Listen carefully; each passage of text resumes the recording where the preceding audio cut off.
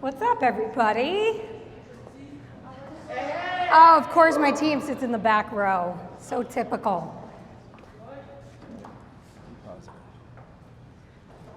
How's everybody doing? Good? Awesome. I'm so excited. Do I need the mic? I use the mic.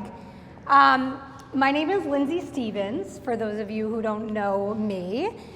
Team leader here in the Hudson Valley, and I've had this quest or vision of getting minds together in the Hudson Valley in the same room to just collaborate and grow and learn together. I feel like there's this real divide in the real estate industry where whether it's ego or competition, whatever it is, where people don't come together and put their heads together and their spirits together and their minds together to just make the industry better. So our vision on our team is, I'll share it, we are a team of like-minded professionals who are fiercely committed to raising the bar in real estate. That's my goal, that's my mission. I want to do it with everybody. I don't care what flag you fly. I don't care what brand you're under. It makes no difference to me. I want to share and give. And Justin and I, we share, a circle of mentors, and the spirit amongst all of the top performers is contribution. And if you come from a place of contribution, and John Sheplack, who's one of, a coach that we both look up to, he says, in order to keep everything you have, you have to give it all away. So that's my mission. Justin's unbelievable. We've been running in the same circle for a couple years now. He's an entrepreneur. I'll let him introduce himself, but he is on a tour of America right now, right? And he reached out to me. He's like, I have one day from October to 2023, and it's October 3rd. I'm like, fuck. That's really soon. We're gonna make it happen, right?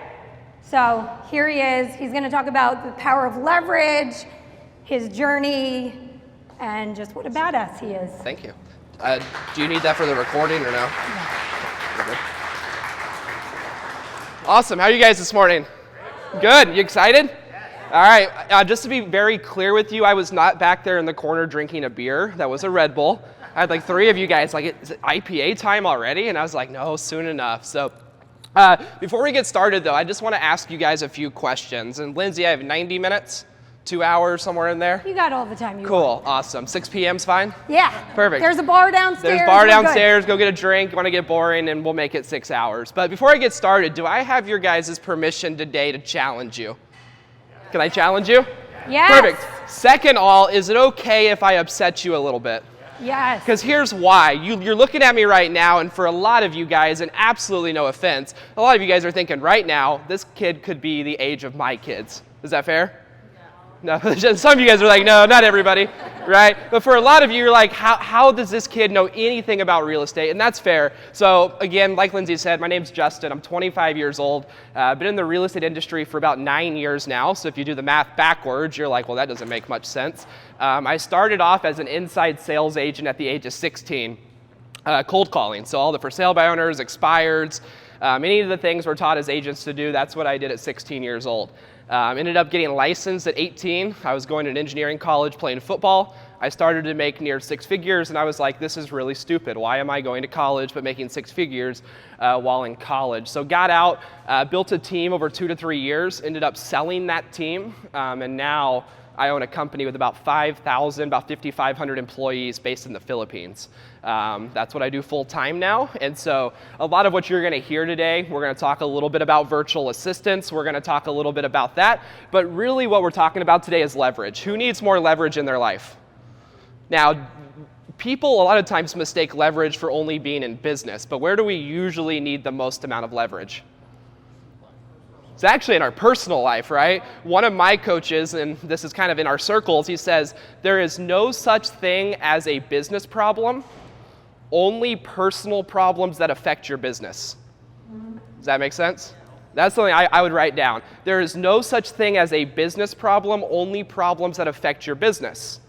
Any problem in your business will always go back to your personal life. Why are you overwhelmed? It's a personal development issue. Why are you not willing to take a risk? It's a personal development issue. Why are you struggling as a leader and your team vacating you? It's a personal development issue. Does that make sense? Okay, so before we dive in today, and then I think we'll get a, oh, cool, thank you. We won't need that for a while though. But the first thing I asked you guys is if I could challenge you, number one, okay? Number two, I would love, just to kind of get a sense of who's in the room. So who's a solo agent just by themselves? Solo agents, cool. Who has a team? Has a team, cool. So a lot of team owners. Who's on a team? Cool, on a team. So before that, so one of the things, and Lindsay, this is something that's really interesting. A lot of people, when they're on a team, they don't think that they have permission to do what?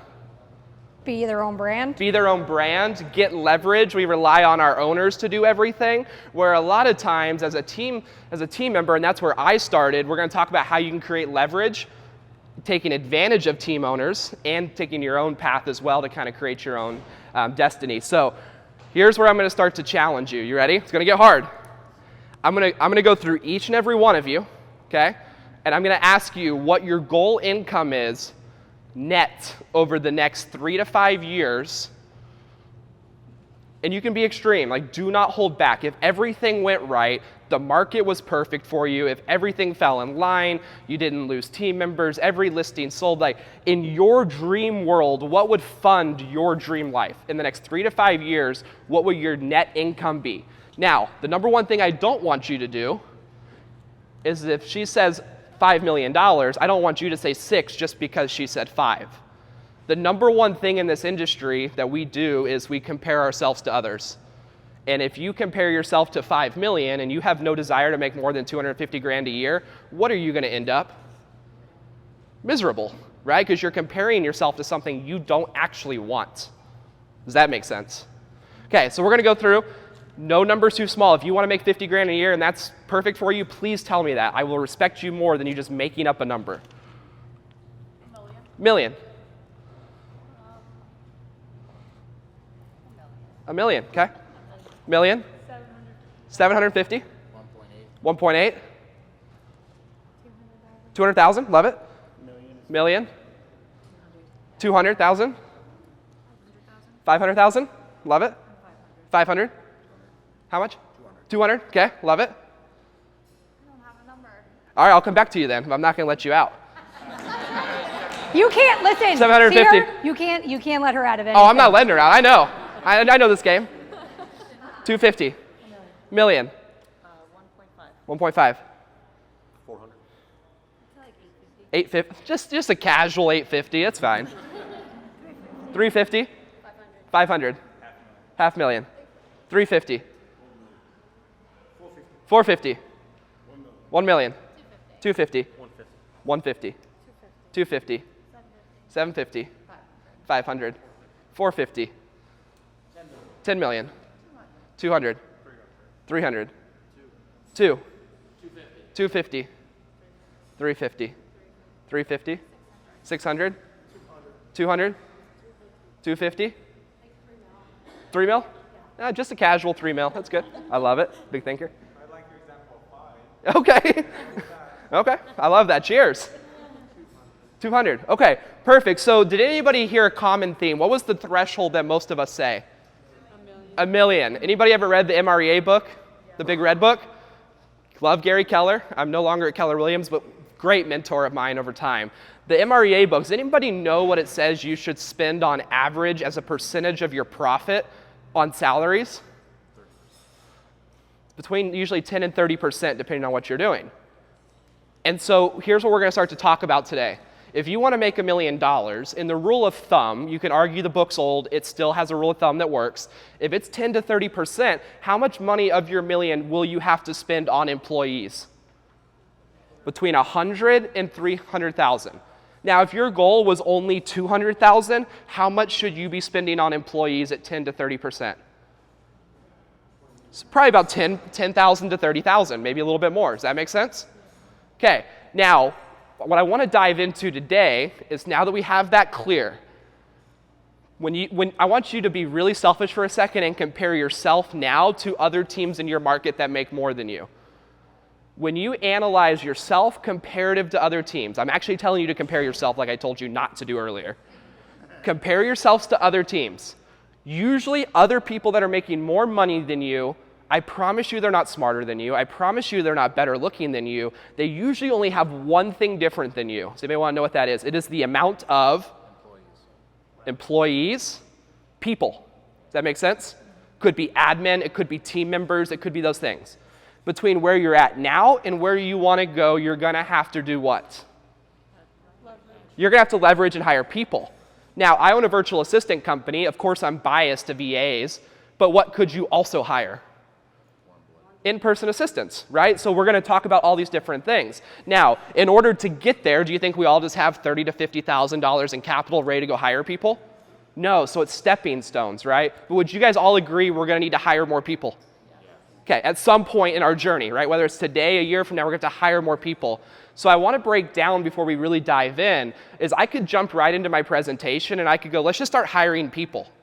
But if we don't fix the underlying psychological problems that we all have, and I love that you already said fuck, because now I get to say it too, right? It's just We're like in permission. New York, Justin. Yeah, You yeah. can say whatever you want here. Okay, perfect. We are all fucked up humans. We all have a lot of problems, okay? So we're going to talk about this. So I need to break down the psychology of why we don't hire people, okay? And here's why. We're going to talk about a lot of different reasons why. When we get into real estate is what I call a non-risk industry. When you start in real estate, you have very little risk.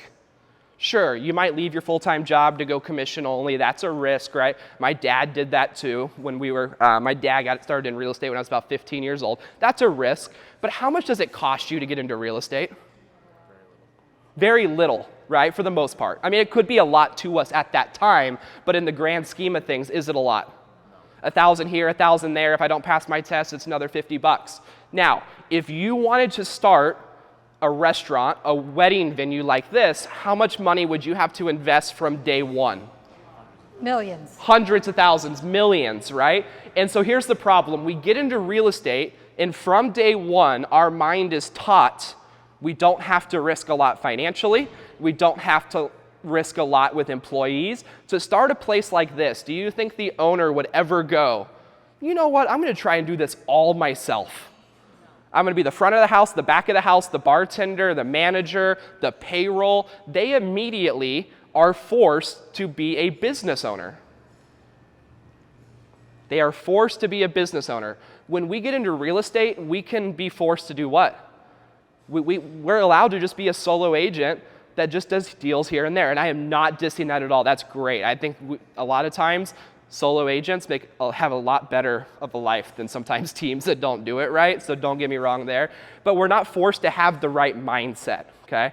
So number one, the industry is the problem, because 90% of people make 10% of the money.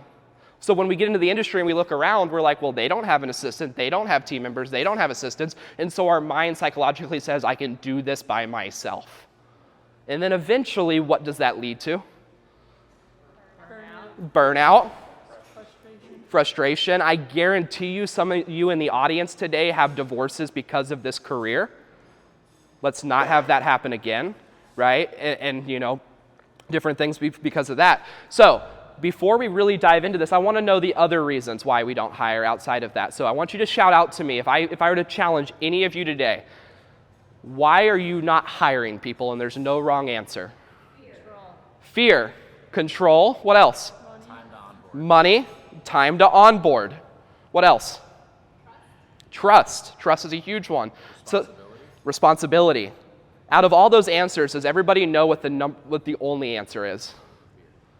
It's fear, but usually it's fear based in one thing and one thing only. Money. It's based in money. Lindsay, I'm going to let you take the fall on this one, okay? I'm sorry. What's the average age in this room? 38. 38, so probably like 44. I know you're just being nice. All right. So if you're between 38 and 44, what is the average age of your guys' parents? 60 to 70, maybe a little closer to 80 for some of you guys, right? And so your parents were raised in the what? Does anybody know? Depressions. Your parents were born in more depressions and more wars than any generation before. And so a lot of us, we are fucked up in the mind around money because of our parents' actions, right? Psychologically shown, like I have 3 psych coaches, they all show that the one time that your parents told you no at the store for something, it has affected your scarcity mindset around money. And so it comes into your decision making around hiring, right? We don't hire because we don't want to have, if all of you had an extra $100,000 today, do you know who you would go and hire tomorrow to help you? Some of you don't, and that's okay. I'll help you with that today, right? But if you had an extra $100,000, would you be a little bit more risky to go figure out who you're going to hire next? Yes. Absolutely, right? Because we have that sense of security, sense of comfort. So we're going to talk a little bit about that. It's all rooted in money. Fear is rooted in money. Trust is rooted in money. How is trust rooted in money? Because sometimes you might not trust the person that you're paying $25,000 a year to manage your team, to become an admin. So you might want a higher level of talent. You might have to pay $50,000.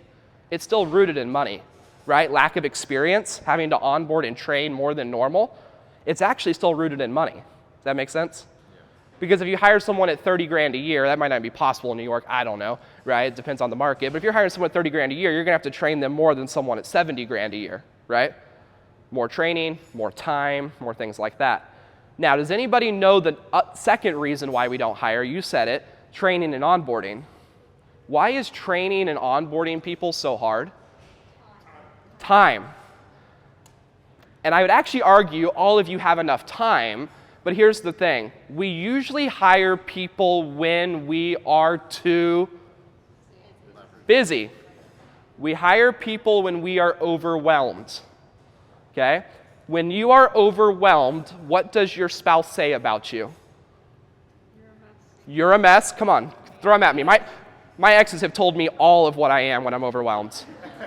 If I need to FaceTime them, they'll still tell me to this day, right? You're a jerk. You're an asshole. What else? You're crazy, right? So think about the things your spouses tell you when you're overwhelmed or your kids tell you, and now think about trying to be an employee in an environment where you're overwhelmed. Think about hiring has anybody ever hired someone and it didn't work out? It was probably not their fault, probably wasn't your fault, it's just the environment that you brought them into, right? You were overwhelmed, they felt overwhelmed, and when that kind of conflict comes together, guess what you no longer want in your environment?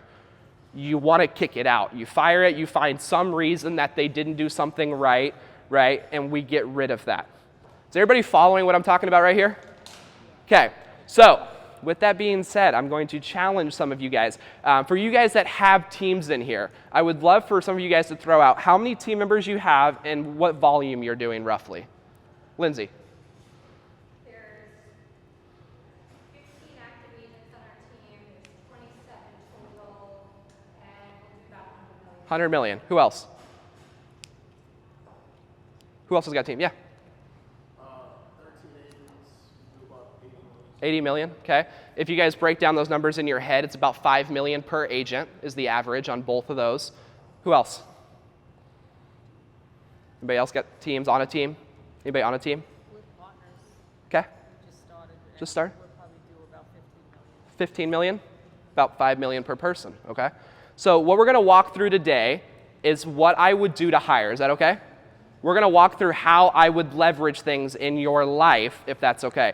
Now, before we do that, I'd love for some people to share that if you had an extra $50,000 a year, what things in your life do you need leveraged right now? What would make the biggest difference in your business? Just shout them out. Social media. Personal assistant. What else? Someone to go on showings, right? Because here's the thing. Most of us have this goal of $1 million. Could you imagine trying to make $1 million where you're going on all the showings, all the listing appointments, having to do all the social media that you told them you were going to do, and then you have 1 million showings because you did your job, and then 90% of the buyer's agents in the market are just like me, and they don't leave feedback, right? People hated me for it, and I understand why.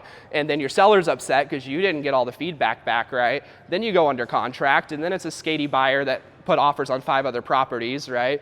And now you're back to square one. Could you imagine trying to make $1 million like that by yourself? No, not at all, right? And so that's what we're going to kind of talk about today. So I'm going to pull this open real fast. Just so you know, people around the country know that I speak, and they'll send me funny things throughout day, so if you ever see anything pop up, I apologize. But before we get started, I just want to run through real fast. Oh man, okay, I guess it's not going to let me do that. All right, I want to give you guys something so that way you don't have to take pictures. If you can't see something, I want to get it to you after. So pull out your phones real fast. I'm going to give you a number to text that will give you all of the slides, all of the video recordings of this, anything that we talk about, I want to make sure I get to you. So even better than taking a picture of this that you'll never actually go back and visit, I'm going to stand in front of this and recommend you actually text it right now. Okay? So the number is, if you guys are ready, the phone number is 720-556-4218.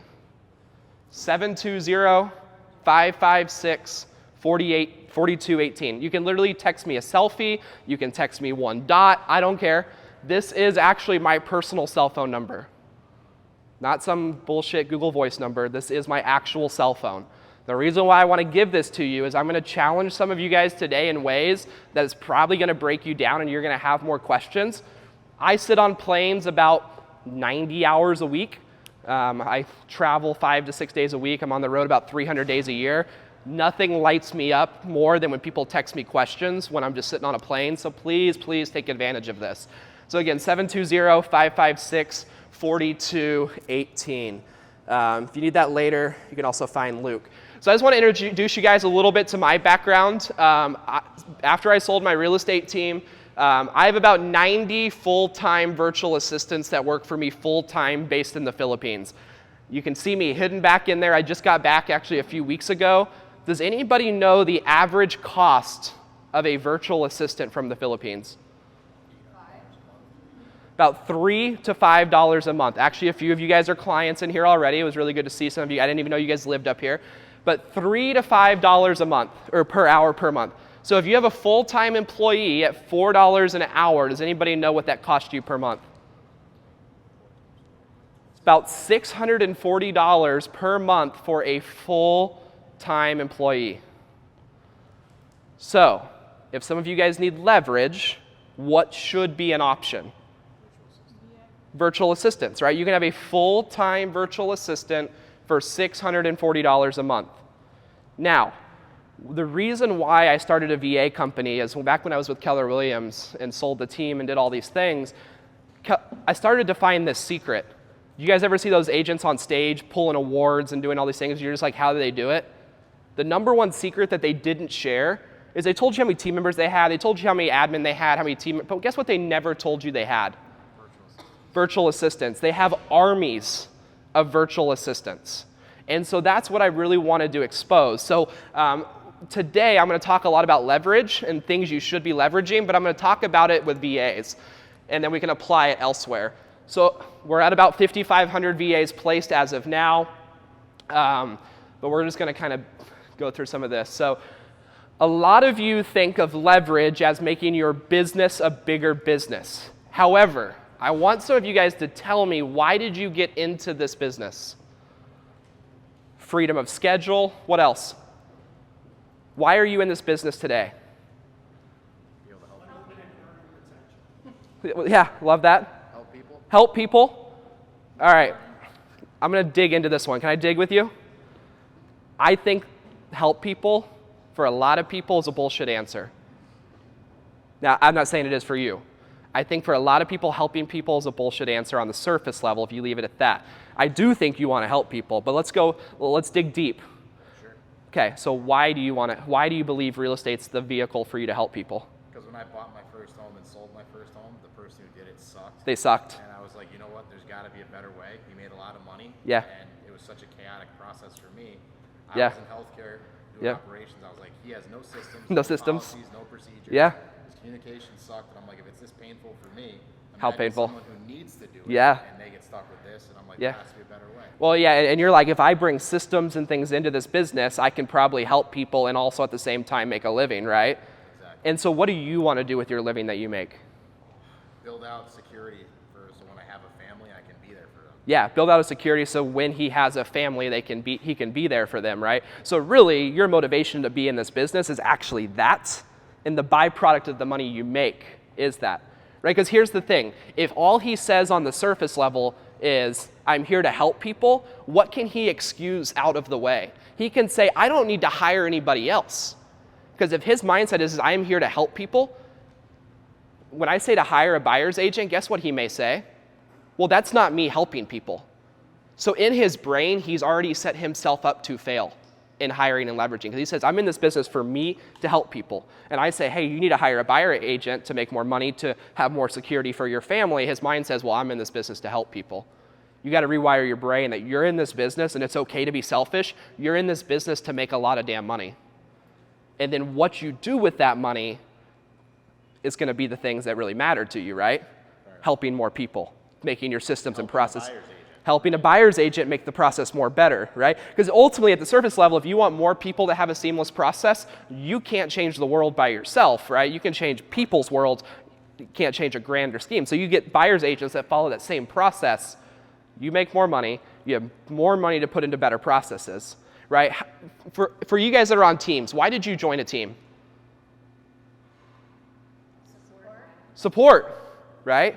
You joined a team because you know the team has support that you might not be able to get on your own right away to give people a better process. Does that make sense? Why else are you guys in the business? So he's in the business for future security for his family. Why else are you guys in the business? To make money. Okay, love that. What else? To build a legacy, right? It all comes down to money, but we're taught that money is evil, money is not okay. I promise you, as you scale the ladder, if you use money the right way. So a lot of times we hear the money is the root of all what? Evil. Well, no, money is just reveals who you are. So the money is actually the root of who you are. So if you have more money and it reveals evil, guess what you are? If you have a lot of money and you are good, what is it going to reveal? A lot of good, right? And one of the psychological things I have, whether it's healthy or not, I'm just going to be honest with you. My goal in life is to make as much money as possible so that way I can be in control of good things that I know that like my 25-year-old cohorts are not good at, right? I'm like, if I make more, I can take the money from you and make good decisions with it. It's a little negative, but it's just kind of the way I think, right? Because I like look at things and I'm like, why is it? So everything comes down to money, because my thing is people think I'm in the business of virtual assistants. I'm not. I'm in the business of saving marriages, parental relationships, your own sanity, right? If you guys know anything about my story, I have a suicide attempt in my story, a lot of different things along those lines, so I've seen it all. I had it all at 23, right? I had the cars, the houses, the women, all of those things, and it was one of those things that was like, this is not why I'm in the business, right? I crashed, I burned, and it's because I was making millions of dollars by myself and didn't have the right leverage in place. And does anybody want to guess what happened when I started to work about 50% less, hired more people, I coincidentally made more what? Made more money when I got out of my own way. So this is really what we're in the business of when we leverage, okay? So you guys already told me I could challenge you today. Obviously, I'm biased to virtual assistants, but even if you walked out of here and someone got inspired enough to say, you know what, Justin, you inspired me to hire the house cleaner that I've been pushing off hiring, I know that that can change your world, right? By no means do you have to walk out of here and storm me and go, oh, Justin sold a whole bunch of virtual assistants. Sure, I have plenty of people that do that. We can help you with that, but that's not the reason why I'm here today. I'm here to inspire you to go hire a house cleaner. Why do you think I'm here to inspire you to go hire a house cleaner? Game changer. It's a game changer, right? Who has had spousal problems and fights about who cleans the house and it's not being cleaned, right? Okay, now a lot of times we don't hire a house cleaner because of why? Money. You guys see how this all gets back to our mindset around money? Right? Because our same mindset is, well, what? I can do it. Or what? Trust. Or onboarding and training. Well, it's not done the right way, right? And so a lot of times we think that we don't have the money for it because a lot of companies charge a lot of what? Money. You know, we think of like what are the big cleaning companies out here that might charge you $300 a cleaning? What are the names? Mary Maids, Molly Maids, all these ones, right? So a lot of times we think about that. Does anybody want to know what I do for my house cleaning? Do you guys have this thing called Next Door Neighbor? Yeah. You guys have that? Do you guys know any single moms in the world that exist? Do you guys know anybody that's struggling that could probably clean your house? Right? For me, I changed my mindset or anything. I found a single mom that needed extra income, I pay her $20 an hour. Do you think $20 an hour is a lot cheaper than 80 or 100 or 200 that someone does? Now, do you think she does a job 100% as good as a Molly Maids or a Mary Maids? No. But guess what? She gets it 80% of the way there. A lot of you guys would be like, that's not acceptable. But guess what? What can you do if that was really important to you? You could finish the what? 20%. You could finish the 20%. So we're going to change your mindset on a lot of things. When I asked you earlier if I have the permission to irk you today, to make you a little upset, I'm going to say some things that about 90% of what I say today, you're not going to actually want to do. But if I can just help you do one or two of these things, you're going to save a lot of time, a lot of energy. Now, the next thing is, if I convince you to hire a house cleaner and maybe hire a chef and maybe all these crazy things I'm going to talk about, the key here is what do you reinvest that energy into, right? Who are you most accountable to on a day-to-day basis? Does anybody know? Yourself. So if you make these decisions, you get more time back, and you go play Xbox or you go to the bar and drink your sorrows away, what are you ultimately going to be, who are you going to be upset with? Yourself. And then he's going to associate that with leverage, and then he's going to say leverage sucks. But really, who is it that sucks? You do. It's your personal development's down here, right? And so we have to figure out what we reinvest that time into. Now, a lot of coaches would say you need to reinvest that time into what? More business activities. I don't think that's fully true. Right? If you reinvest that into going on a vacation with your kids or just spending more time with them, does that re-energize you? Yes. Absolutely. Right? But it's when you go make stupid decisions with that extra time, or you watch 1,500 Netflix episodes that, it's where you get the problems. So you have two things you can leverage: non-business activities, obviously business activities. So I want to run you guys through an exercise. I got about 5 more minutes of making you guys upset, then we'll have some fun. Okay? Who in here still has both of their parents alive? Okay, that live, that's actually a really weird ratio. You guys must live forever up here in New York. Because the last room I was in, I asked that, and literally like 1 person out of 30 raised their hand. I was like, awkward, okay. All right, so who's willing to, who has a parent that, both parents alive, they live out of state, they don't live anywhere near you? All right, perfect.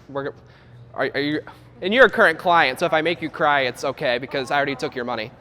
Okay. Okay. So, by the way, I appreciate it. It's good to see you. I'm going to give you the mic. Perfect. All right. So I want to know how old are your parents, and where do they live? 72 and 75, and they live in Austria and Europe. Austria and Europe? Yeah. Yeah, I just went to Austria this past year.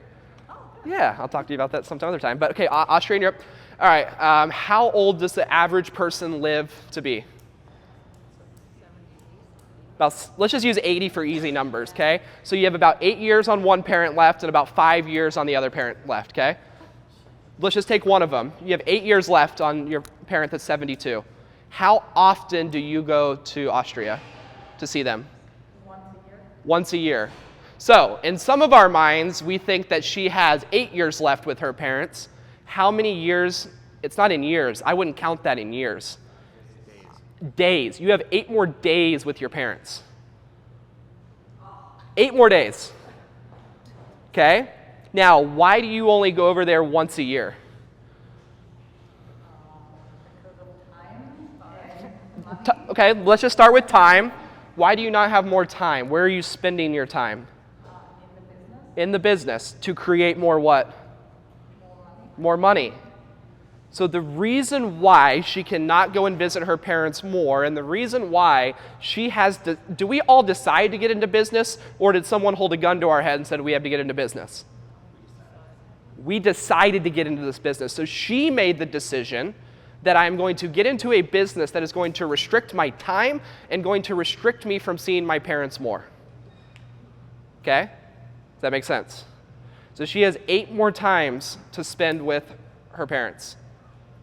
Now, I'm going to let you think about that in your own situation. Most of you already have. Most of you guys are like, this is way sadder than I thought this was going to be, right? This applies to me too. Like the other stat that we learn a lot is if you have kids but between the age of 15 and 18, if they go to an out-of-state college, you most likely only have 365 more times to see them in your entire life.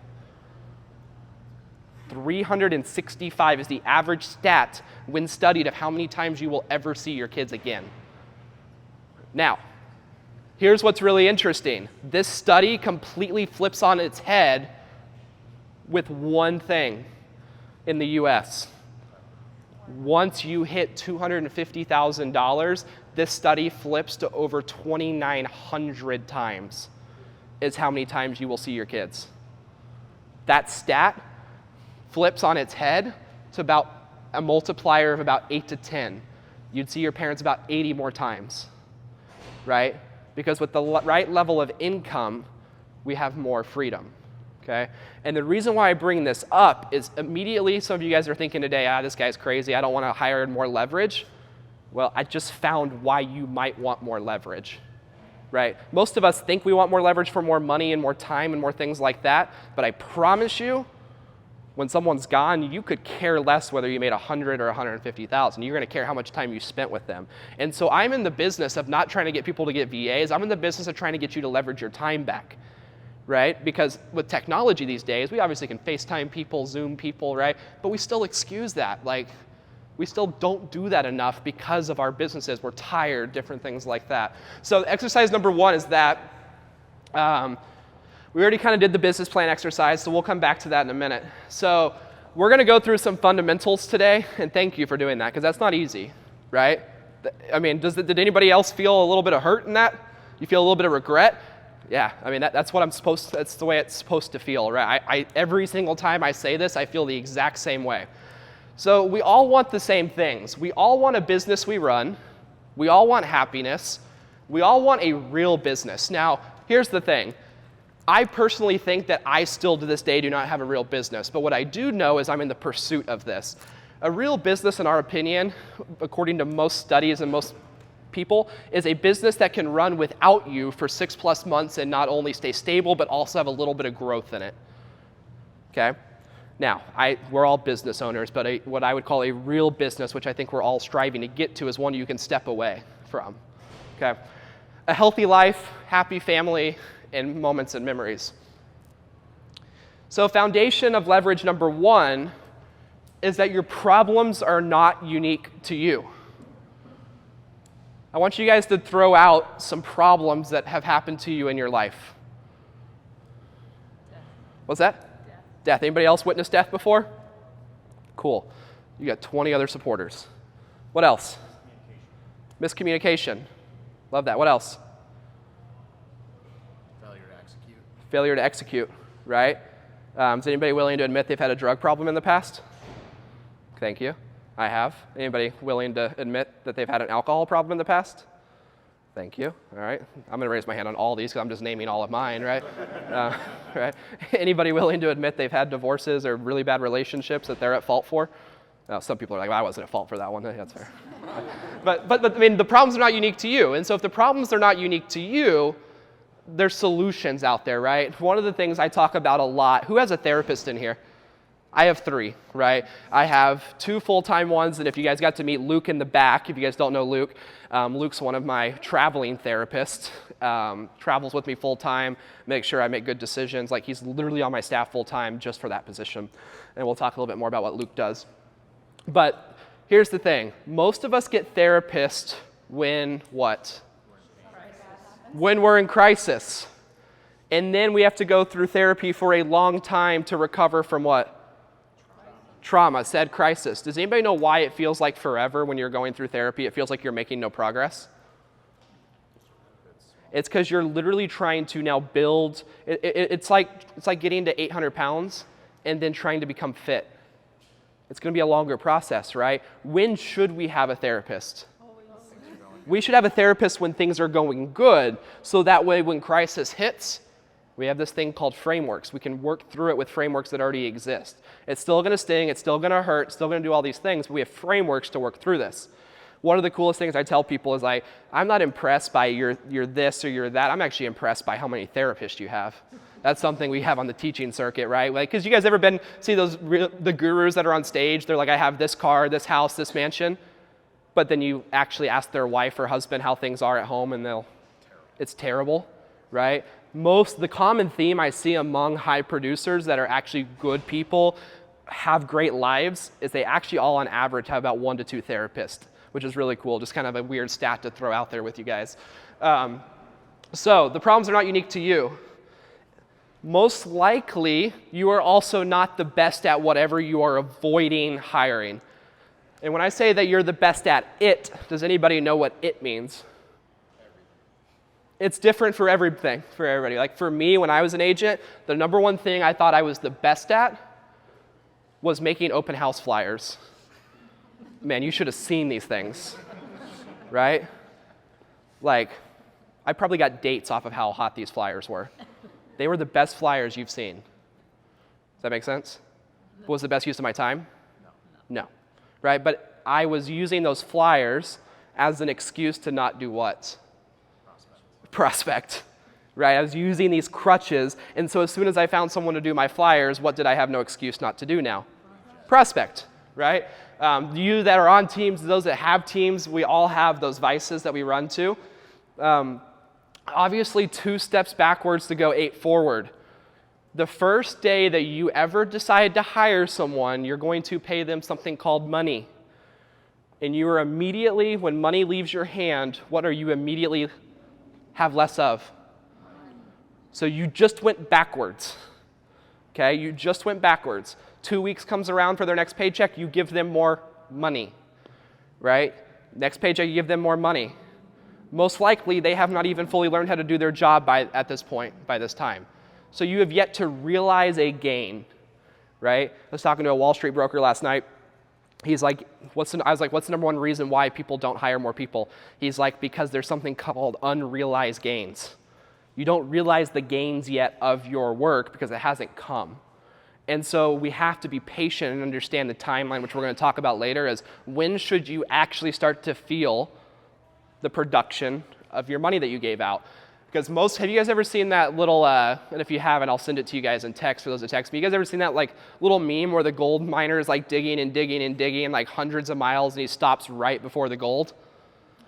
That's where most people are when they're hiring, right?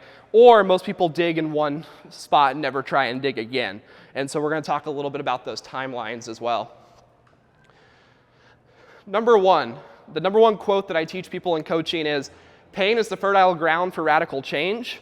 It won't necessarily change you for the good. You have to make that decision. This kind of goes back to the therapy thing. That's how it connects. Most people will only hire when they're in extreme pain. And when you're in extreme pain, it's not a good time to hire, and it's a really hard time to hire. So we want to hire ahead is kind of what that touches on. Number 2, doing something unimportant well does not make it important. There is nothing you are doing that someone can't do better than you. All right, so the dollar per hour exercise. We're going to run through some exercises real fast. So for someone that makes roughly 6 figures, do you know what your dollar per hour rate is? Anybody know what your per hourly rate is to make 6 figures? 50? About 50. However, that's if you're working a 40-hour week. Most of you guys, anybody work more than a 40-hour week? Yeah, so your hour per rate is actually a little bit lower. And so one of the things someone said earlier, who said they didn't know what to hire next? Who said that they did not know what position they would hire? Someone did. Okay, a few of you. All right, here is what I did to figure out what positions I needed most in my life. Now here's where I start to get extreme. I strapped a GoPro to myself for 2 weeks straight, 24 hours a day. Okay? 24 hours a day. I wore this thing to bed. I wore this thing. I mean, my ex at one time, she's like, you're wearing that to bed? I'm like, sure am. It's probably a reason she's my ex now. She probably thought that was kind of weird, right? But we made a lot of money on OnlyFans, so it's totally fine. Just kidding. But that is how I got it. And so what that did is that was able to tell me exactly where I was spending my time. So for example, last year I made about $2.5 million net, which means my hourly rate was about $1,300 an hour. And so what I had to do, and what my coach told me to do, is he said, anything that you can hire under $1,300 an hour, I want you to leverage off. And so we'll compare this to some more reasonable numbers here in just a second. But here's what I found, and this is all the things I'm going to send you guys in text message. When I did this exercise, I figured out all the things that were consuming pieces of my brain that I had to get off my plate. So before we go through these, I made the joke about wearing the GoPro to bed, but it was one of the best exercises I ever did, because when I woke up in the morning, I filmed that I was actually spending 30 minutes on my phone scrolling through social media. Now, what do you think I was doing as I was scrolling through social media? Anybody want to take a guess what I was doing? Liking, hearting, commenting with my following. Do you think that brings me more income? Yeah, I mean, heck, that's how I got this gig.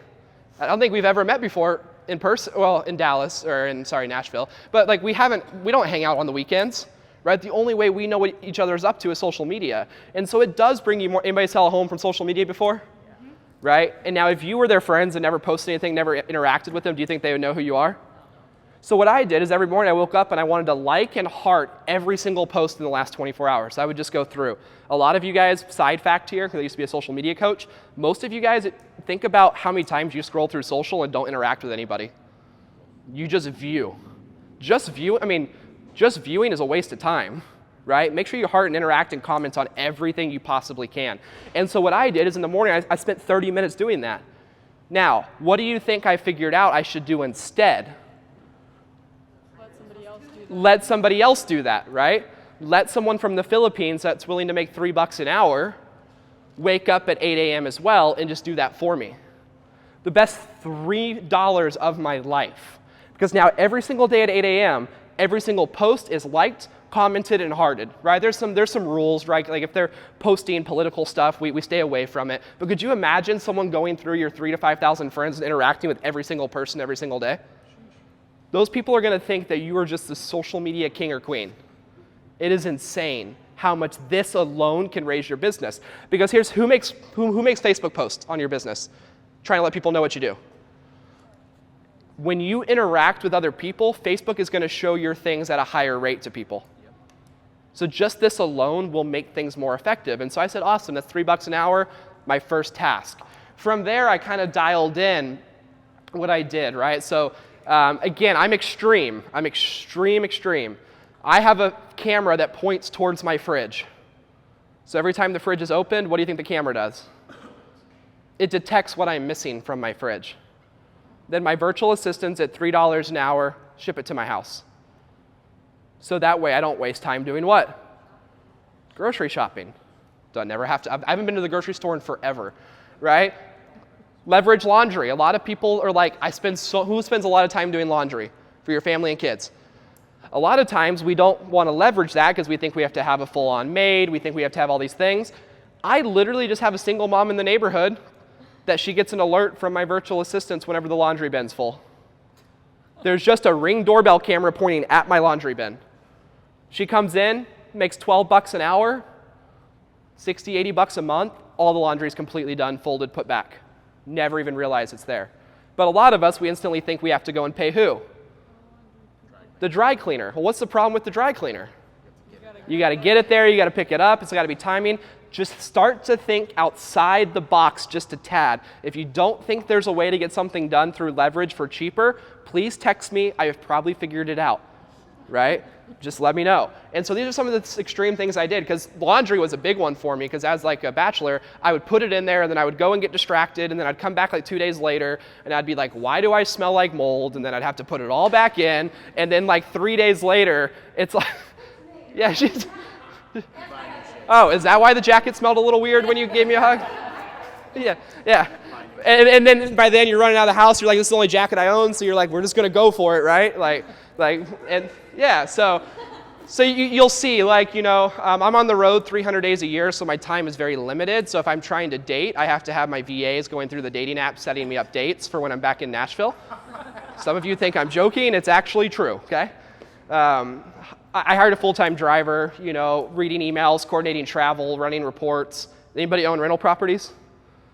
All right, well, guess what? I just hired a VA yesterday for $4 an hour that used to manage a portfolio of 300 rental properties. Now is managing my 10, which is not a lot compared to 300, but sure is a lot. For that VA knows how to do everything. They're like, what do you mean you don't have this, this, and that? And they're just like completely calling my tenants and taking care of everything. So just some thought process there, because that can save you what? Some time and some management fees, right? Like $640 a month for my VA to do it all in-house Saves a lot of money compared to management fees. If you're a property management group, hire our VAs, I'll help you. I'm not trying to take your business, right? I'm trying to help you scale. What's really interesting is property management has been using virtual assistants for longer than people even realize that VAs have been a thing. It's really interesting. Leveraging social media, hiring video editors. This is a big one. Does anybody know the number one reason why agents do not shoot more video? It is because we are what? We self-sabotage usually because we're opinionated about our what? The way we look, the way we sound. Okay, Harvard did a study about a year ago that actually says that is completely false. Most of us do not care about how we look or how we sound. We actually care about the production quality of our videos. Because what inspires you to shoot more video? It's usually someone else shooting more video, right? And if someone else is shooting more video than you and they have all these little fancy intros and pop-ups and words and things like that, that's actually what we compare ourselves to. We compare ourselves to not wanting to shoot more video because we don't have all the little cool things on it. We actually, a lot of us don't care about our voice, but we do care about our voice when it's just us on the video, right? So video editors are a huge one in our world. Again, a few $100s a month can get that done. Written reports, VA sit on Zooms all day. One of the cool things that I love is like I have a VA. If I were to pull up my phone and go into a Zoom room, I have VAs that just sit in a Zoom room all day. So I can literally be like, hey, Camille, I need you to order me Uber Eats for lunch. It'll be here in 20 minutes, right? Does that make sense? There's just things that you can do throughout your day that are going to save you so much time and effort when you have assistants at your ready. VAs can do all kinds of things for your clients. Does anybody do pop buys for your clients? Pop them buy gifts, okay? Take some time, right? My VAs, they take our database. Has anybody got Amazon Prime? How about that? Is that a thing in New York? All right. All right. My VAs go on Amazon Prime. They research my client. Oh, you got 3 kids? We're going to send you 3 coloring books at 99 cents a piece. We're going to put a gift note on it. It's hand delivered to their house as a gift from you. Right? We go deep in our database with our virtual assistants because why would you never do that? Time, effort, just its reciprocity. Have your VAs go in there and love your database in a way that they can never love. Now, would anybody be concerned about virtual assistants calling your database? Who has concern about VAs calling your database? Okay, why would there be concerns around VAs calling your database? Language barrier. Language barrier, what else? What's that? Inaccuracy, okay? And give me an example of inaccuracy. Well, sometimes the way you would say it, the way you relate it, not. Perfect. Yeah, absolutely. So what's the number one reason why? Let's say you have a database of 100 past clients that all real estate coaches say that you're supposed to call 4 times a year, just rule of thumb. Why would you not have a VA do that, and why would you try and do that yourself? What was the inaccuracy? Yeah, he said inaccuracy. Yeah, so inaccuracy of information, the way that you would do it, it's basically just not you, right? And now here's the thing. How many of you guys have past clients that you have not called and you know you should have?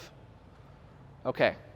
I promise you, inaccuracy, that person feels more love in inaccuracy than they do in your non-call. Amen.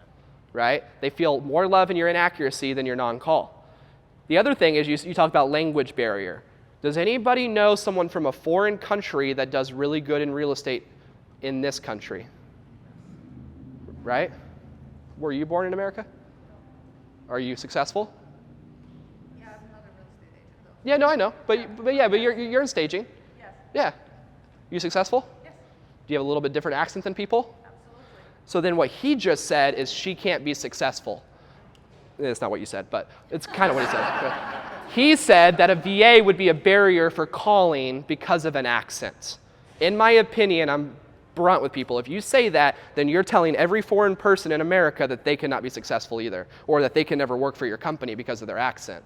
When I put it that way, you go, oh, that's actually not true, right? And you take that back. Now, one of the inaccuracy things we're going to talk about is, yeah, I might not be able to have as deep of a conversation with someone about all the things that I normally could, but when's the last time someone had their car insurance call them and go, hey, this is Justin over at Justin Nelson Real Estate, or let me rephrase this, hey, this is Bob over at Justin Nelson Insurance. Just wanted to say that Justin wanted me to give you a call today and says he really loves you being a client and wanted to see if there's anything I can do for you as his executive admin to make your world better. How can a VA mess that up? Right? Because the person goes, oh, he could do this, this, and that. All right, cool. I'll call Justin right away and let him know. Does that make sense? Now, yeah, when we get into like lead generation and things like that, it can be a little bit different, but just start to think about how can we simplify things and do things you're not currently doing. So I'll send you guys all of these lists here. Now, here's the interesting thing. I said that I make about $1,300 an hour. Does anybody know something about every single thing that was on that list? Does anybody want to guess how much each of those activities cost? On average, about 20 to 25 bucks an hour, unless done by a VA, which can be between 3 and 5. And so everything's below 50 for sure. So usually what I tell my team, I hear this all the time, my team members say, I'm so busy, I'm so busy. If you just say, I'm so busy, I can't do it, you're not attempting to leverage, is all you're not attempting to do. So you're not meant for this room. So does anybody want to see what I would do and consult people on if you had an extra $48,000 a year? Yes. Here is the next section is what I'm going to show you is whether you're here today, whether you're here in a year from now, whether you only do 10% of this now. Here are the exact steps. I think we have 30 of the Real Trends top 100 teams in America using us right now. This is from them. This is what they're doing. Now, if you're on a team, do you think that you can still afford a virtual assistant at $3 to $4 an hour?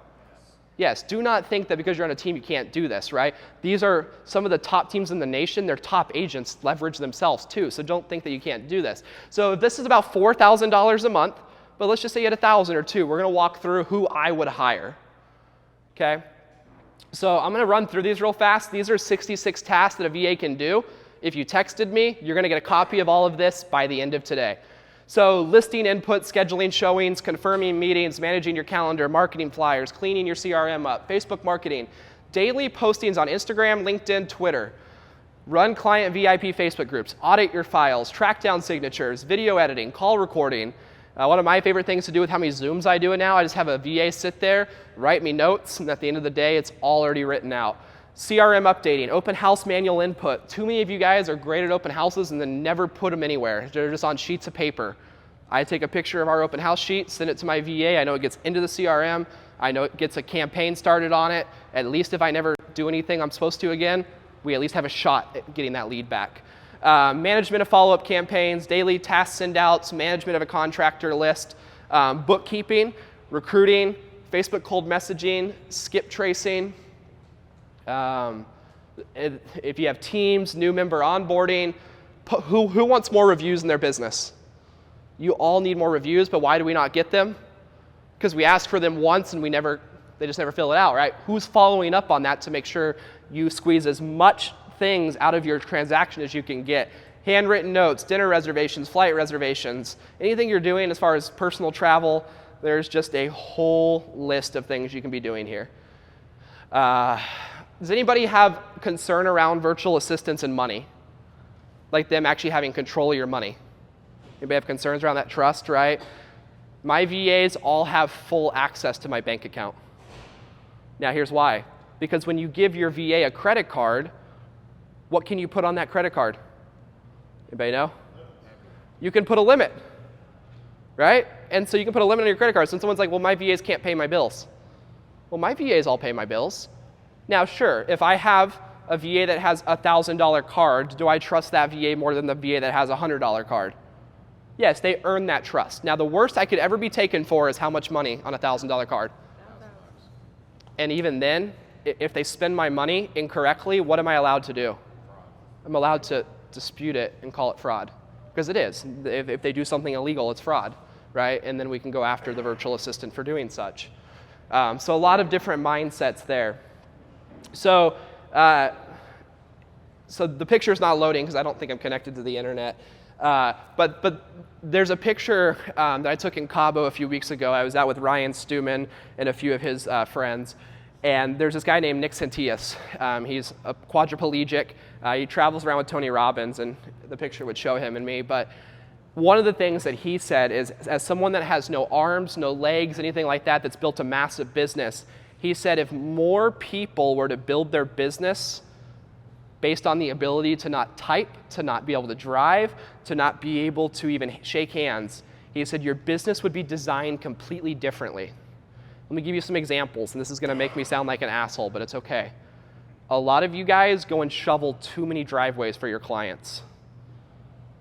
Okay? Some of you guys go and do too many things in the act of calling it better service. Here's the thing, a lot of us don't set proper expectations around what our job is, and then we end up doing everything and we excuse it as client customer service. I promise you, you can have the best customer service in the world and not ever do any of those things for your clients, right? I was with a coach yesterday, Veronica Figueroa actually, and she told me something. She said, does anybody know what prostitution is? Yeah, that's exactly what she asked me too. I was like, what? She said, what is prostitution at its definition? It is doing something in exchange for money. Most of us are prostitutes. That's what she told me. She said, we are all prostitutes of something. The question is, what are you prostituting? Most of you are prostituting your time. You are giving your time for something that does not deserve it, right? You are giving a piece of you that you don't get back because you're hiding it under the name of customer service. So just a thought there is my mindset challenge is how do we provide stellar customer service without just having to be at someone's beck and call? And so with that being said, most of you guys have several options, but we're gonna kind of do a little bit of a mastermind. How far am I right now? I'm an hour in? No, just how long have I been talking? An hour? Cool, not even? Cool. All right, so I want to dive in for a little bit, and I want to mastermind a little bit with those in the room about different positions that I would go through, okay? Does anybody want to know the first position I would hire? Social media. Social media. Social media. Okay, and here is how I would run social media if I was you. I'm just going to give you practical what other people are doing. You can take it or leave it. Number one thing I would hire is social media. Okay, the very first thing I would do with social media, obviously I'm biased to a virtual assistant. You can do it yourself, but I would hire a full-time virtual assistant to work on 40 hours a week, $600 a month, to work full-time on social media. What I would then do is I would take an awesome photographer and pay him for a day, okay? And I would say, hey, I'm gonna bring 20 outfits, 20 different shirts. We're gonna do all kinds of cool activities. A full day. You need to get between like 100 to 200 photos. Now, does anybody think that that's extreme? Yeah. Some of you guys think that's extreme. It's because we're overthinking it, right? We're overthinking the things we do. And so we're going to talk a little bit about that. But when you have a VA, let's just say that you hire a virtual assistant for social media and they never do any content creation for you. On Facebook, how many people can you have as a friend on Facebook? 5,000. That is 5,000 opportunities to sell real estate. Does anybody know who should be on your list of 5,000? Everyone you know, but who else? How many of you guys have less than 5,000 friends on Facebook? Okay, cool. It's good. So if you have 1,000 friends on Facebook and I have it's a trick question. If you have 1,000 friends and I have 5,000 and we both spend 20 minutes writing this best Facebook post in the world, who is more effective? The 1,000 or 5,000? Okay. Does anybody know how hard it is to get to 5,000 friends on Facebook? It's only like 5,000 clicks of your finger to add friends. Now, the question is who do you add? Because you don't know 5,000 people. Who should you be adding? Anybody with mutual friends, I just add. Someone says anybody with mutual friends I should just add. I agree a little bit. But who would I start with if I moved to this city? Anybody want to take a guess? I would start off with the who's who. Now, this is going to sound crazy. You might be like, well, I'm not with it. It doesn't matter. Go and add the top 200 influential people in your city. Those are going to be business owners. They're going to be, your mayors, the mayor's assistant. It's going to be everybody. I call it the who's who of the city. Because now every single morning when your VA logs in and interacts with everybody, guess who is becoming more known in the community? You are. Okay. You are, right? How many of you guys have met a client of yours that has high status that just randomly did not have a real estate agent and you were shocked? You're like, how did you not have somebody? Our brain tricks us to think that everybody has somebody because we're too scared to go and talk to them. We're too scared to ask for business. We're too scared to build a relationship, okay? Like, have you guys ever heard of a real estate VA company before? Ever? Yeah. A lot of you, have you guys heard of Upwork or Fiverr or any of those? Yeah, any of you guys could go use any of those. But why would you maybe be more inclined to use me? Because I come out and meet with you. I'm personalized with you, right? I'm going to add you guys all as a Facebook friend after this, and over the next 2 years, what are most of you guys going to get to do? Follow my journey, chat with me, right? I'm going to have a better shot at the business because I added you as a Facebook friend. That's it. There is no complexity to that. Even if I am the same, even if I'm an average person and I do the same services everybody else does and I'm not even better, which we are, but if I'm not, I have a better shot at it. Same with you guys, right? Adding these people as a friend on Facebook would be huge. So adding the top 200 to 300. Has anybody ever made referral money by sending referrals? Okay. If you're from wherever you guys are from, I know some of you drove a long ways to get here. By the way, I really appreciate that. I want to honor your time. What's the furthest distance, Lindsay, that you're probably willing to drive out of here to do a deal yourself? An hour, okay? So what I tell people to do is to draw a circle an hour around you, okay? Anything outside of that circle means that you are also outside of whose circle? Agents in that area. So how many of you guys are at a big brokerage that has other offices, agents across the state? Okay, about half of you, right? I would start there. So if you're at like an EXP or Remax, a Century 21, Keller Williams, whatever it is, who should you start by adding immediately as a few hundred more friends? Agents outside of your market that probably need a what? Referral agent in your market. I promise you, you go add 500 agents from outside that right on the bubble, you are going to find 1 to 10 deals a year just from doing that. Because when you interact with them every single day and you're kind of random to them, what are they going to do every once in a while? They're going to be like, David likes my post every single day. Like, who is this guy? And most likely in your bio it says what? You're in this area, right? And they're going to start to know you because you're liking their stuff every day, right? Now, if you're not at a big box brokerage, guess what you can do? Find a big box. Well, you could find a big box brokerage. That's a good recruiting pitch there. I like that. He's like, come join me. I'm just kidding. Yeah, but are there other people not at big box brokerages outside that hour radius? Here's the cool thing. Let's say you're at like an EXP, a Keller Williams, something like that. If you go and add friends that are not in big box brokerages outside that hour, when you're not at a big box brokerage, a lot of times you lack connections to be able to pick up a phone call and call a fellow colleague in a different area. Those are some of the best targets for referrals that you could ever imagine. Because when they think of someone in your area, they can't just call a phone number of corporate and get someone to help them. So those should be big targets of you in those areas. So number one position I would hire is social media. Now, the second thing I would do, has anybody ever heard the term like you have to make content specifically for each platform in a different way, a different messaging? That is really good advice if you're advanced at social media. If you guys watch my social media, you're gonna, and I'd encourage you to, just Justin Nelson, it's very straightforward. You're gonna find that when I make one piece of social media content, it is posted the exact same way across all the platforms. Right? There might be some editing adjustments, some different framing, some different things like that, but it's posted the exact same across all the different platforms because consistency will beat you not doing anything because you don't know how to make a TikTok, because you don't know how to make it into the Instagram size. Just posting it consistently, well, it will beat it every time. Right? So now my focus every day is to make one good Facebook post. When I make one good Facebook post, does anybody want to know what my VA does from that? Then they're like, all right, so a lot of you guys are like, well, I don't want my VA to make, like, I make it. I still make my Facebook post to this day. Then my VA takes it, puts it on my Facebook story. They take it and put it on my Instagram. They take and put it on my Instagram story. They go and put it on my Reels. They do all of that for me.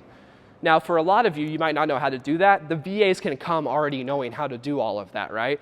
You still have to spend the effort to make the one post, but kind of the same thing. Any questions on social media? Questions there?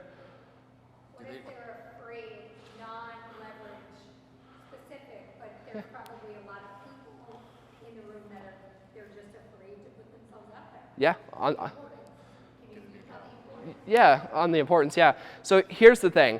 Social media is not going anywhere, right? So there's two ways of social media. There's a way of social media that I call passive social media and active social media. Passive social media is when someone looks you up. Listing appointment, I don't know, a lot of you guys don't even realize how many referrals you're losing because someone says, hey, use my agent John, and then they look up John and John has no social media presence. It's not a good look. Instinctively, people won't do that. And so passive social media is what I call social media that you post out there to make sure you're always looking present, right? Your Facebook post, your page has a post today, your personal page has a post today. It just means that you're not putting too much effort into it, but you want to look current and up to date. Aggressive social media or active would be adding friends, interacting with their comments, messaging them in their inbox, right? All those different things. So it's one of those things that whether you want to do it or not, it's totally up to you. But with that being said, how many, I call them punks, how many people have you seen come in your market that have way less experience than you that did 3 times the amount of deals out of nowhere? And you're like, there is no way, I don't know how you did that. It's all social media. So you either buy in or you don't, right? And that's my thing. You either buy into it or you don't. Now, the thing I think about social media, and here's the problem with the gurus of the industry, most of them go around and sell you programs and courses, which are great. You'll learn a lot of information. But the problem with that is as soon as you get that information, what does it require you to do? To do it, it requires you more time. What really changed my world is when I had my virtual assistant on my team that's a social media expert, and then Lindsay comes up with a great course that she wants to sell. Guess who I have take Lindsay's course? Your assistant. My assistant. Because now I can mandate my assistant put that into implementation. When my assistant has a question, who should my assistant be calling? Lindsay's course, right? Attending the group coachings. How many of you guys are at brokerages that have so many trainings you don't attend any of them? Who should be going to those trainings?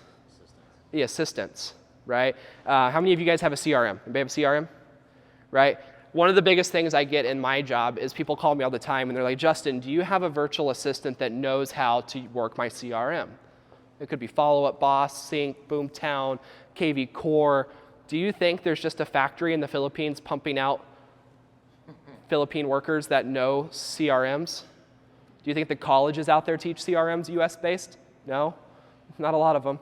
And so if you come to me and go, Justin, I need a VA that knows KV Core, what do you think the first thing I'm going to do and tell you to do is? Sign them up for training. Sign them up for a training. Give them, like David, trust me here, have your VA take a whole week of KV Core training. Do not give them any other task. I know it's going to cost you $100. I know it's a ton of money, right? But now after that week of 8 hours a day, guess what that virtual assistant is?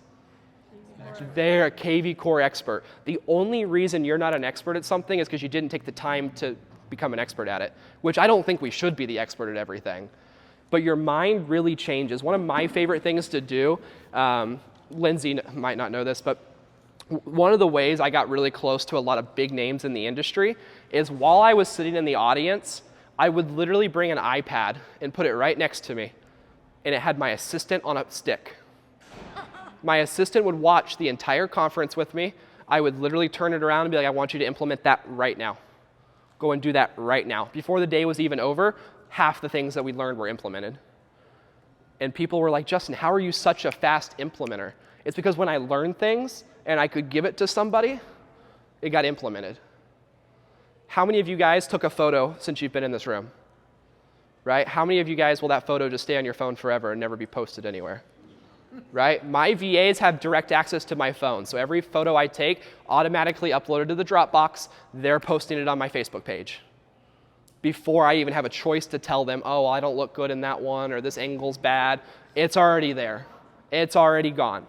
And so just to kind of think about ways that when you have an assistant, we start to think differently. So my challenge to people usually in this realm is think a little bit differently because you have the ability to have that. Second position I would hire. For a lot of you guys that are building teams, maybe you're recruiting, different things like that, is usually a real estate VA recruiter, okay? That's usually a big one. How do some of you guys try and recruit right now? Lindsay, how do you recruit? Social media. Do you guys run any like Indeed ads, jobs, anything like that? Yeah, so the VAs manage all of that. So that's number 2, but if you're not looking to grow a team, that's totally fine. The number 3 thing I would do is personal assistant.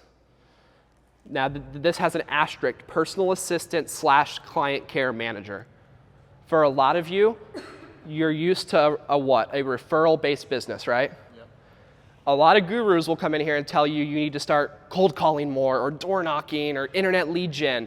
But if you already do, let's say 20 deals a year off of referral based, wouldn't it be more fun just to figure out how to get to 40 off of referral based versus trying to add a whole new system of complexity? I'm going to challenge you guys now to do this for me. If I gave you a client care manager to take you from 20 deals a year referral to 40, what would you have that client care manager do tomorrow to try and start doing that for you? Handwritten notes. Handwritten notes. Let's just say you have 100 clients in your database. People you like, people you trust, maybe some past closings, maybe sphere of influence, your brother, sister, mom, and dad, right? Things like that. He would start doing handwritten notes. Did you know a VA from the Philippines can do that? How do they mail? I'll get to that in a bit. It's possible, yeah. Okay. Pot buys. So she said pot buys, have them log into Amazon. So for 100 people, our average pot buy for Amazon costs $1.50. We're just sending them things in the mail to get their attention and know that we're thinking about them. Okay? What else? Birthday gifts. Birthday cards. What else? Anniversary. How about a custom message in Facebook Messenger that says, hey, happy birthday, with a selfie of you? Just another touch, right? Not one, each year I take about 30 selfies, give it to my VAs and say, sporadically send these to people on their birthdays. What else could that VA do on your 100 people? Call them, right? And here's the cool thing. Let your VA be a person. Let your VA be known in your organization. Like, do you know who my head VA is? Shireen. You don't think of her in the Philippines. You're just like, that's Justin's person, right? Let your Sarah, let your Jim, let your people be a part of your organization. Let Jim be the favorite person out of your 100 people, right? Let Jim call your 100 people once a month and say, I love you. That's literally what my team does. We literally will have the VAs call and just say, hey, just wanted to say thank you so much and that Justin loves you. That's literally our script. And some people are like, that's kind of weird. But do you think they forget it? No. And they're not going to argue with them. They're not going to be like, no, Justin doesn't love me.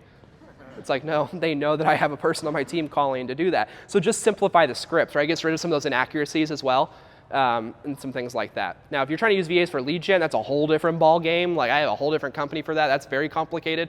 But again, we're just trying to go from 20 to 40 deals, referral based, right? Maybe 40 to 80, whatever your team is. Now, Lindsay, the number one thing a team owner has a problem with their team members is usually the team members doing what with their database? Not touching them, right? So they don't call them, they don't do things above and beyond what the team does.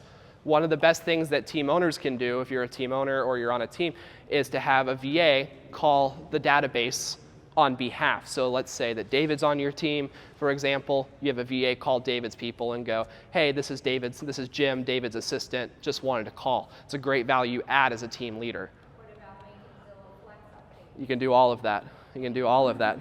Zillow Flex, all those things. So any questions on Client Care Manager? Okay. Do you give them like free reigns? Like, let's say they're on Facebook and they see someone had a baby. Do you give them like free reigns? Absolutely. To, like, send something? Have you guys ever heard of send out cards? You guys ever heard of AM cards? Most of us that have signed up for that service have never used it, correct? Because it requires you to go in, send out the card. My VAs go in to send out cards when they see someone has a baby, they'll send that out. Now, here's the complicated part. You see a random friend on Facebook that has a baby, what do you might not have on that person? Address. How do we get that? Skip trace. Skip trace. The VA's got the time in their day to sit there and look up this information. Or ask them, right? They'll literally log in and go, hey, Justin's got a gift he wants to send you. Do you have an address? Do you think someone's going to say no? Do you think they're going to argue with you to have someone send you a gift? No? Not usually. So love that. Anything else you guys can think of on that Client Care Manager? Now, I want to get really crazy here with you for a second. Really crazy. What if you're like, I can't afford $640 a month? Do half of it. What if you split the VA with someone? What if you got a Client Care Manager that split the time between you and you? Does that make sense? What if you got really crazy here? What if you brought the VA onto your staff full time, they're your employee at $640 a month?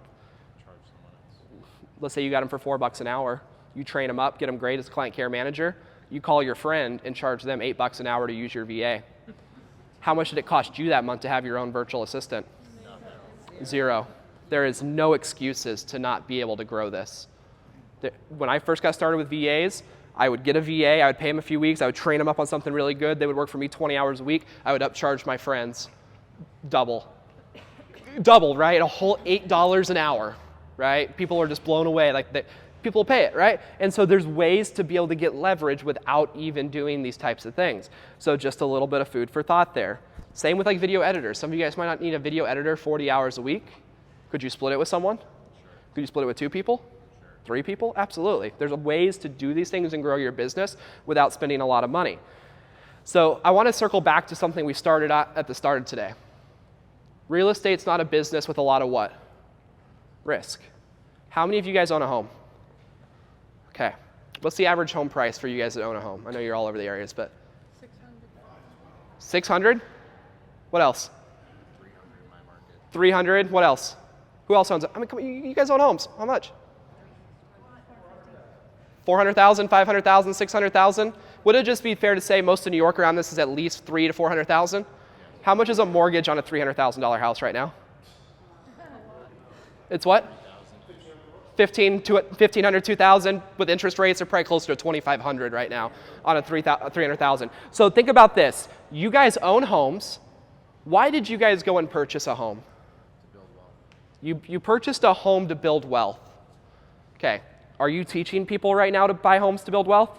So you are convincing people to spend $300,000 on a loan, and you're telling them, trust me, spend $2,500 a month. It might go down in the near future, but it's always going to come back up. Trust me, I'm going to help you build wealth. Just give me $2,500 a month, okay? What's the equity gains been around here over 5 years? If you bought a home for $300,000 5 years ago in one of your markets, what would it be worth now? 500,000, is that fair? So 200 grand across 5 years is how much per year?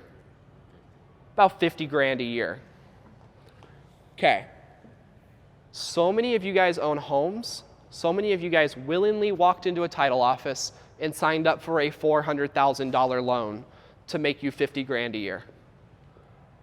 Yet so many of you are thinking right now, I can't afford $640 a month. Because that $640 a month is actually intended to make you what? More time. How much is an average real estate commission in your market right now? 7,000, 12,000, 15,000, depending on where you're at. Let's just say it's really crazy and it's 10 grand. You close 5 more deals off of one virtual assistant, you just made 50 grand with a risk of $6,000, $7,000 a year. Yet a lot of you went and signed a $400,000 loan to make that much money. So when you start to think about it like that, I'm not telling you to go out and get credit cards and make big loans or anything like that. I'm just saying, when I ask is, why did you go and get a house loan? Why did you go and take that risk? It's for a better future, for an investment. Yet we forget to take risk on our own business, right? I promise you, I trust you building your business way more than I trust the housing market. I trust your ability to go and get 5 more deals. So, and again, I'm biased to VAs, but could this be an in-person assistant? Could this be a college intern? Could it be your neighbor's kid running signs for you? All of those things still apply. So that's number 2. Well, that's number 3 technically. As you scale. Now, who has had a VA before or used Upwork or Fiverr before? Anybody? What's the number 1 problem with those platforms? Does anybody know? Consistency. What else? Finding the person with talent. Scalability. So when you use platforms like Fiverr and Upwork and those things, those people usually do what? They work for a whole bunch of different people. If you have someone spread across different organizations, do you think that they're going to help bring new ideas to the table for you that take you further faster than what their job role is? No, they're not as invested in your organization. The number 1 reason why real estate agents fail with virtual assistants is because they hire a VA for $4 an hour and then they tell the VA to do this. I want you to cold call for me, which I've never done before, but I want you to do it. I want you to also be my client care manager. I want you to be my personal assistant, and I want you to run transaction coordination for me, which I've also never really done myself. So now this VA is supposed to be a superhuman. And all they're going to do is what? They're just going to let you down, right? And so the reason behind that, why do you think most people only get 1 virtual assistant? It's because of the way the industry is set up. The industry is set up that if you want a VA at $4 an hour from a company, how much are they going to charge you? they're going to charge you 10 or 12. Okay? So imagine this. You need a VA. You know the VA is only getting paid 4, but you're having to pay 10 or 12. Isn't that actually a problem for scaling? So let's say you go to a typical company, you pay them $12 an hour, they give you a VA that makes 4, they're making profit, which is fair. What happens when you have great success with that first virtual assistant and want another one? Naturally, in your mind, you're going to go what?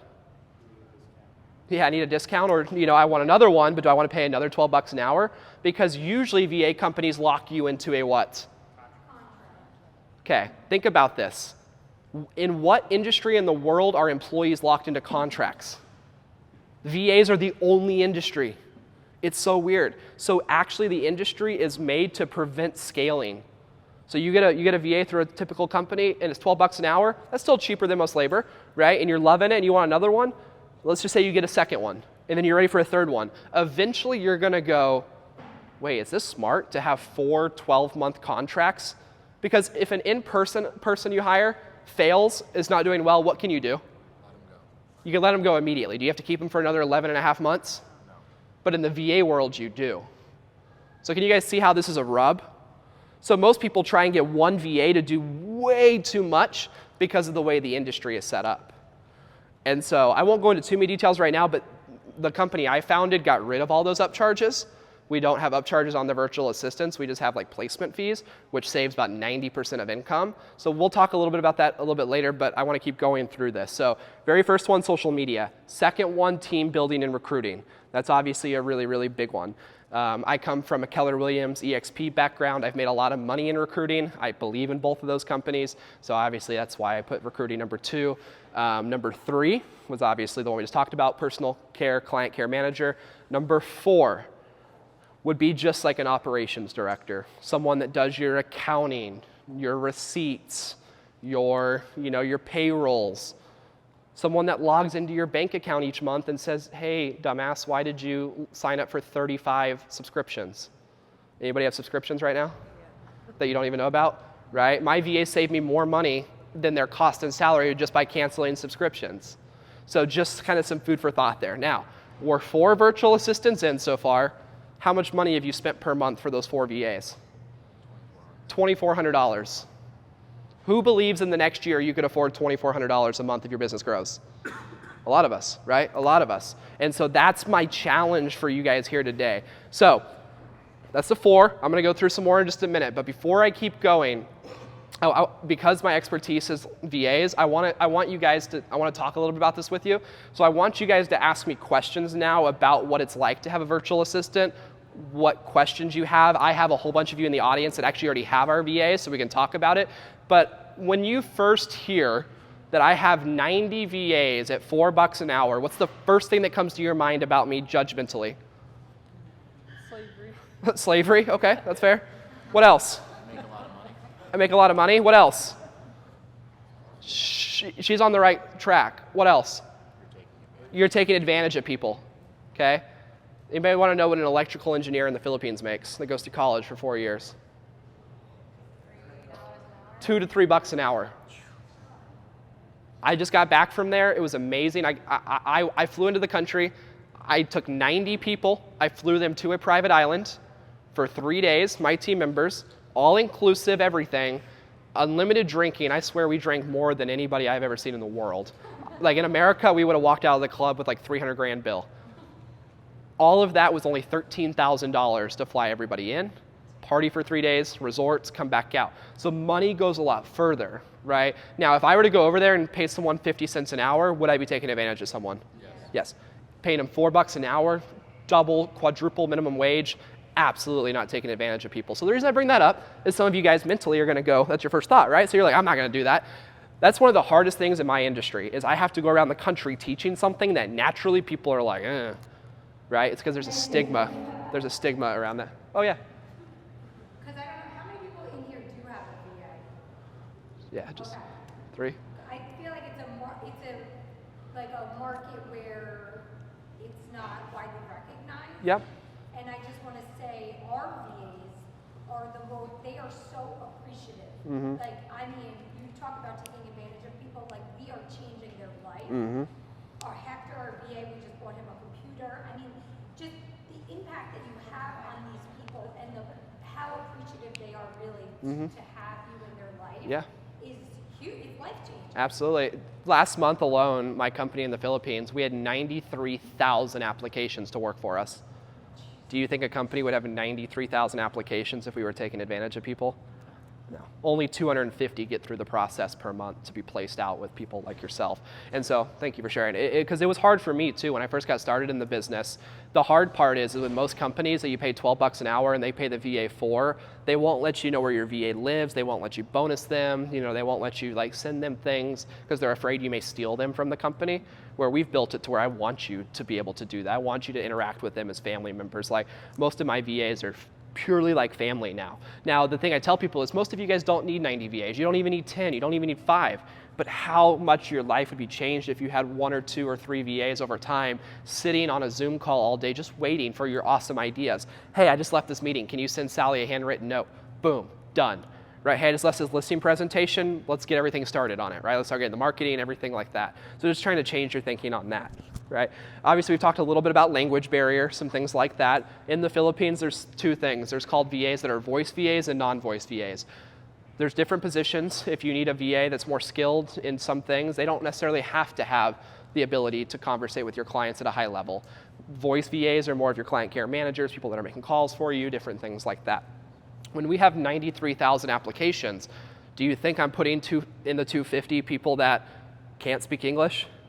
No, they're perfect English, ready to rock and roll, ready to go. So what questions do you guys have around virtual assistants? Yeah. When you talk about operations, Yep. I heard like accounting, receipts, like bank management. Do you ever put them into like standard operating procedures? SOPs, standard operating procedures, building documents, building all of those things, absolutely. CRM management? Yeah, absolutely. So, yeah, go ahead. I was just going to say, because it's hard to hear. in the Yeah, back. yeah. He's asked a question, yep. So I heard you say for like the 4th one, you run operations, and I heard like accounting, receipts, and bank. But what about like actual operations versus realtors? Yeah. Right? Like whether it's operating procedures, what happens when someone goes into a transaction, you know, CRM management. How does that get worked into it in your first 4 hires? Well, okay, so 2 things. I'm biased. My background's real estate, so when someone signs, I was just showing you this back in the back. When someone signs up for us, I have over 200 trainings that you can take where we already have the things built out and it's already ready to go. That's obviously my biased pitch answer to you. However, let me give you an example. If you were to hire a VA and had none of that available, what I would do is if I want to teach my virtual assistant, hey, this is what I do when someone goes under contract. I need you to send this Amazon gift. I need you to send this in the mail. I need you to prep this paperwork. I just do it all on Zoom. So when I'm on Zoom, I hit the big fancy record button. I show them how to do it. And then guess what I have now? Video training. I have a video training. And then that VA will also watch that video training and turn it into written training. I love that you asked this. The number one reason why someone will hire someone the first time and not ever try to hire again is why? Because you spent so much time training that person, you invested and poured into them, and then they quit on you. And guess what you didn't have left? You had no training. It was all in your voice to their head. You didn't use, I love the pandemic for one thing, Zoom. It forced people to teach via Zoom, the recordings. So there's never a Zoom call now that I don't have with a team member. If I'm hiring a new social media manager and I'm training them, every single thing is labeled. First meeting, second meeting, third meeting, fourth meeting, fifth meeting, sixth meeting. If that VA quits or I fire them, I don't even train the next VA. I say literally go and watch the first 6 videos I did with the last one. They grasp maybe 70 to 80% of it, and then we get on a call and fill in the gaps. So they should be writing out all of your SOPs for you as well. If you guys text me, like you should have, I'm gonna send you guys a whole bunch of manuals that already have a whole bunch of these written out. So my job is to give you all of these things to help you feel prepared so that way when you jump off and need a VA, hopefully I'm your choice, right? But in the meantime, I'll send you a whole bunch of that stuff. So you guys will get PDFs, ideas. I have like a top 200 task list that shows you what all the top agents in the country are using them for, just to kind of spark your brain. If I can do one more. Yeah. You said, Oh, you yeah. said I mean, follow-up yeah. launch, You also said Keller. Like, for example, do you have VAs that have experience with eCRM because they're some of the bigger ones? Yeah, we do. However, I still like a lot of times he asks, do you have basically CRM people specific? We do. However, I personally will still hire a lot of times someone that's just got overarching CRM experience and let them come learn a new system from scratch. Because a lot of times I don't like them to have bad habits from other teams or things like that. But absolutely, a lot of times we do. So, great question. Any other questions? Virtual assistants? Yeah. On your higher level VAs, so say someone maybe not at COO level, but let's talk about what type of financial Yep. Yep. Yeah, so if you guys want to pay more, here's the equivalencies. $3 to $4 an hour is equivalent to about 40 grand a year in the US. So when you think, it's a little bit different if you're in California or New York, different places like that. But it'd be equivalent to what someone would come out of college with a good job, right? Not someone at the bottom, anything like that. It's about 40 to 50 grand a year. If you want to start to cross that 6-figure mark, you're going to pay about $7 to $10 an hour for that virtual assistant. Someone that's got years of experience in that role, someone that's going to come in and teach you more things than you teach them. About that 7 to 10 mark is where you really start to see a difference in that. Now, here's the trick. Almost no companies in the US that are small business owners will ever do that, and here's why. Because they're going to go hire a company like you were talking about, pay the company $12 an hour. What does the company want to do to maximize their profit? They want to pay the VA what? Nothing. As little as possible. So when that company in the Philippines is hiring people, we call it a talent threshold. They can't hire that VA past a certain dollar amount or else what? They lose profit. They lose profit. And so with us, because we don't take any scrape on you, if Bruce comes to me and says, I need a high-level $10 an hour assistant, and I'm willing to pay the big bucks, right, a whole $10 an hour, I can go and put job ads out there and have people actually apply for $10 an hour jobs. Do you think that $2 an hour VAs are applying for $10 an hour jobs? No, it's the VAs that other companies can't even touch because it's too much. And so absolutely, that 7 to 10 is really the high mark. My department heads that manage my 90-person team, they all make between about 12 and 16 an hour. And they're like high level, been with my company for a long time, manage 10 to 20 virtual assistants. My CEO in the Philippines, she makes about $200,000 US a year. So she's balling, right? Yeah, she's crushing it. She's a multimillionaire over in that country.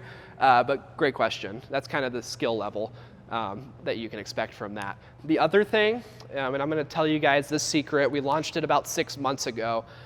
We've been betaing it for about 5 months, and we just released it this last month. Have you guys ever heard of something crazy called engineering? Yeah. People go to engineering school. That's where I went to school. It was an awful place to go, right? It was just like 99% dudes, it was hell, okay? But I loved it. And here's the thing, when you're an engineer, what do you do during your summer break? Build things. You build things, but more importantly, you try and go get a what? Job. You try to get an internship. Anybody ever heard of an internship?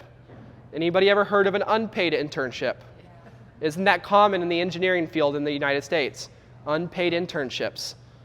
Well, guess what? When I have 93,000 applications in the Philippines, only 250 pass, guess what 92,750 people ask me every single day? Do you have any unpaid internship opportunities? In the past few years, I said no, because if I took a VA on an unpaid internship program, what could I be accused of? Exploitation. Exploitation, taking advantage of people. Is that actually taking advantage of someone? No. Because if I have an unpaid intern come and work for me for a few months at just a few hours a week, we're not working them 40 hours a week or anything like that, and I build their resume experience, what are they more likely now to get than anybody else? A job that's high paying that they crave, right? So for about 3 years that I've owned this company, my company's only been around for about 2.5 years, for those that could do the math earlier.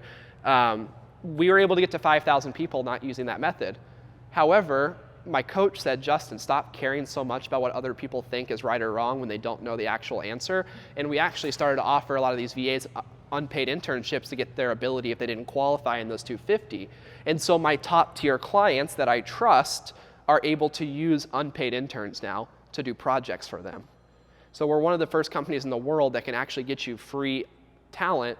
As long, we have some stipulations. I'm not letting you work them 20 hours a week or anything like that. It's very limited. But if you're looking like for David's like, hey, I need, my CRM's got 100 past clients. I don't even know where they live anymore. Some probably bought and sold another home and didn't even use me. I want to know their kids' names. I want to know all these things. We use VAs to go out there at $2-3 an hour, $1 an hour, $0 for an unpaid internship. All we ask for you at the end is just to give them a good review. If someone calls you for a check in the future and I hear you don't push them forward, we have a problem, right? And I have some stipulations where I can come after you for that to make sure we're taking care of these people on unpaid internships. But just the way, so is your mind changed a little bit now? You came from maybe I can't afford to like, oh. What if you give them a bonus? You can give them a bonus. Yeah. Wow, you're going to be a good human being and bonus your unpaid internship? Yeah, absolutely. And that's what almost all of our employers do if they have an unpaid intern, is they do these things. Now, guess what happens with most really good unpaid interns? They get hired by you. And that's the end goal of everything. So with that being said, I just wanted to try and shape your mind a little bit differently in that. Now, you're like, well, Justin, how do you make money? Well, obviously, I have placement charges, things like that. We can talk more about that later. I'm not even going to throw it up on the screen today because I can see the way your guys' minds are just turning. I'll send you guys a text with all my information on it. You can schedule a call with my team and talk about it. At a high level, though, it's pretty straightforward. The way that Sphere Rocket works is we are the first free VA company in the world based on referrals. And so basically the way Sphere Rocket works is we charge you $1,000 a month for our services. We're basically a coaching company. You get coaching, you get 8 coaches a week, you get access to our group calls, you get access to all of our recruiting. We recruit the VAs for you, we train the VAs with you. And then over time, David, if you sign up for $1,000 a month, you have access to all of our unpaid interns, you get access to all the coaches, you get access to weekly calls with me. And then if you do something crazy over the next year and you refer me 5 people, guess what I do for you? I give you a lifetime access for free. So now David has VAs, lifetime access, unpaid interns, whatever you need. And it's why we've grown to 5,000 people in about 3 years. We are now, in our opinion, pretty close to being the second largest VA company in just 3 years. Because Does the 1,000 cover in it? yeah, so the 1,000 doesn't cover any of your VA's pay. So it's on top of that. However, I'll tell you about 50% of our clients just send us some referrals and then they end up being for free. So then you're just at your VA's pay. So yeah, great question. Or I guess you didn't ask a question, but thanks for playing along. So that's how we work. Basically after this, I'm gonna stick around. I don't know what's next. We're gonna eat. Eat. Everybody needs to eat. Cool, so we're gonna eat. I'm gonna stick around till 3:30. I can stay here till 3:30. I'm gonna stick around, ask questions, answer questions. The next steps for anybody that might ever need a virtual assistant, I'm gonna text you guys links where you can sign up. There are discount codes because you so graciously are already a client of ours, so we'll pass that on to you guys. But basically, next steps, if anybody ever needs a VA, most people, here's the problem with salespeople, they would go, you need a VA, you need a VA, you need a VA, you need a VA. That's selfish of me because I don't know your business. I don't know how much money you make. I don't know what your goals are. I don't even know how you're set up. I don't even know where you do your deals now. If I told you all needed a VA, completely selfish of me, that'd be awful. If I like, hey, sign up today and you got 2 hours to make a decision. No, you jump on the link, you'll meet with one of my 4 sales reps. My 4 sales reps have done this 2,000-3,000 times a year. They're gonna ask you all these questions to see if you're even ready. They'll walk you through the program. If you want VAs, awesome. If you don't, I just challenge you to follow me on social media just to expand your brain. That's all I do every single day. Everything I post is to challenge you to expand. Before we go, can I grab some ahas? Things people have learned? Yeah. Cool. I'd love to hear some things. We'll pass around the mic. Well, what's some of the things you guys took away from today? Because whenever I speak, I do this 200 to 300 times a year. I love to keep hitting on those things that are hitting home with you guys. So if you don't mind, for my own sake, I'd love to hear, what did you guys take away today that was the most impactful for you? Money is not evil. Just exposes you for who you are, right? Like, I'll be honest with you, money exposed me. I don't think I'm evil, but it exposed what I did with it, and I had to become a better person because of what it did to me. Yeah. I was thinking too linearly about virtual assistants. I wasn't thinking as wide and as encompassing as you Yeah. challenged us to. Yeah. Well, and here's the thing. COVID has made us think of VAs as real humans because they're on camera. We can see them. It used to be that like Upwork and Fiverr, you would submit an order and it would come back and it would either be great or shitty. These are real people that sit next to you on Zoom. So everything's possible. So what else? What else you guys learned? Yeah. Building a support network, just like for yourself and for your business as well. Yeah. Building a support of everything, right? You should not be having to do everything. And thinking about it, how can I do it cost efficiently rather than just $5,000 salary here, $5,000, because it's hard to scale that. Yeah. What else? Focus on, dollar-making tasks within your business and Yeah. delegate things, if you're trying to be a top real estate agent, don't be your own personal assistant. Yep. Don't be, the showing assistant or the buyer's agent. Yeah. Yep. Delegate those roles. I love that. Love that. Your income will grow when you get that time back, guaranteed. What else? You gotta spend to make. You got to spend to make, right? You got to take a little bit of risk. I agree. Now, at the same time, don't go spend crazily, right? But what do you think people are doing in the market? This is what I love about the VA world right this second. Companies in the market are doing what to their staff right now? A lot of times people are letting people go. Right now is the best time to hire virtual assistants in the world. I am hiring a lot of my own team because people are literally cutting top tier talent, and that top tier talent's coming to us going, we worked for, Ben Kinney for 10 years and they let us go. Cool, I'm gonna take you onto my team. It's great talent, so love that. Anybody else?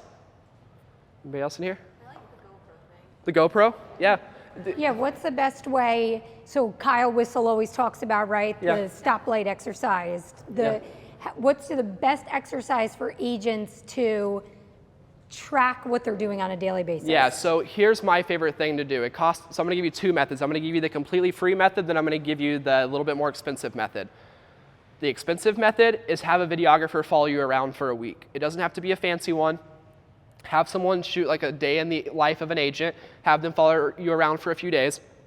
You're gonna find out real fast what you do during that time as you have a videographer around you full time.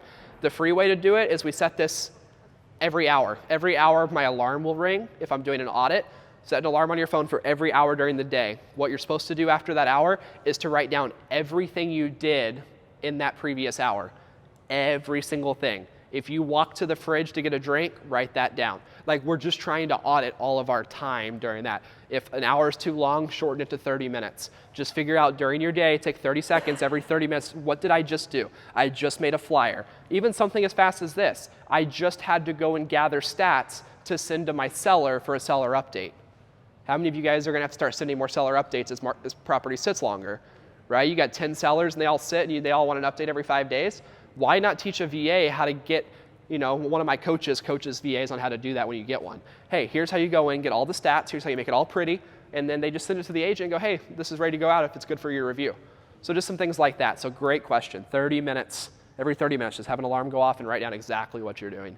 You'll figure out real fast that you need a virtual assistant for something more than. It's also what I love about that exercise, and our team has done it, is it reveals very quickly to you how Yep. much time you waste on a daily basis. Yeah, and here's the other cool thing. How many of you guys have been in this business where sometimes you feel alone? Like your spouse doesn't understand your business, it's just you. I'll promise you one of my favorite things to do with my VA is they're almost like a counselor and friend to me. It's cool to log in the morning and get to talk to someone. A lot of times when I used to have personal assistants in person, I failed a lot at that. It's because when I walked into the office, I would see them as a burning pile of money because I was busy, right? I was busy, I wasn't able to train them. I'd walk in and I'm like, what are you doing? And she's like, I'm playing solitaire. And in my mind, I'm like, fuck that, why? But it's because I hadn't taught anything, right? And so I saw it as this $10, $15, $20, $25 an hour employee just burning my money. It's all my fault, right? My development wasn't there yet. But here's the cool thing. It's just like working out. When you first start working out, you absolutely hate it. You have no clue what you're doing, and it feels awkward. I'm in the middle of a big health journey right now, and I don't still know what I'm doing. That's what Luke's here for. He's also my full-time trainer. But I'm taking a risk. And so when it comes to VAs, the thing I like about VAs too is you're taking a risk at $3 an hour, $4 an hour. Your mind mentally doesn't walk in and see, oh, that person's wasted me a lot of money. This might sound awful, but it's just the way it is. $4 an hour is a lot to the VAs, but to us it's not, right? As someone that used to drink a lot, do a lot of happy hours and things like that, I'd go below $40, right? And so the other challenge I have for you over the next week, think about all the things you accidentally just throw money at. So every day I'd go spend $40 at the bar or buy someone a drink. Every time I spent $40, guess what I told myself? I could have had a VA at $10 an hour today to do things, right? And then it started to get bad. I'd go to the mall and I'd buy a $150 pair of shoes. I'd be like, damn it. That was an entire week's salary for a virtual assistant, and yet I'm about to go home to my girlfriend and complain about how much time I don't have. Who am I? I'm a big hypocrite. I just spent $150 on shoes, but I could have had 40 hours of my week leveraged. Just that mindset will also kind of shock you a little bit. So I'm gonna end with this. Just think back to that parent exercise. Think about the exercise with your kids over the next few months as you try and leverage.